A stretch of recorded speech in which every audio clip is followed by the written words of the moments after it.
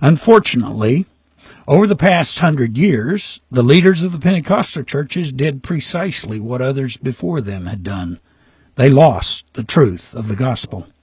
But this time, there haven't been many leaving the Pentecostal churches to start new churches.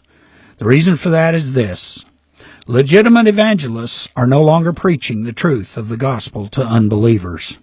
Instead, pretenders are preaching a false gospel to people who mistakenly think they have already been born again. 50 years ago, there were still legitimate Baptist and Pentecostal evangelists who were preaching the truth of the gospel. At that time, evangelists like Billy Graham were preaching the gospel in revival meetings held around the world. Itinerant evangelists were also holding revival meetings in local churches, where they'd preach the gospel to the young people of the church before moving on to another local church to do the same thing. So people were still being born again because they were believing the gospel and repenting.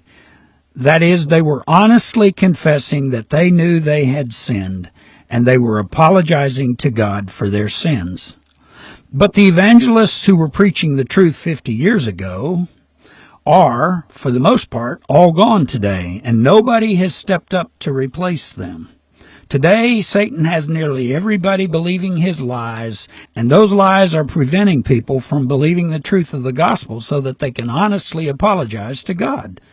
Therefore, I'm going to tell you what you need to know to be born again. That is, I'm going to explain the truth of the gospel so that you can understand what you need to know. If you believe what I tell you, you can then go to God and honestly apologize. You can say, I know how I have sinned against you. I know I'm not worthy of salvation, but I sincerely apologize for what I've done. You will at least have the opportunity to be born again because you will understand the basics of the gospel message.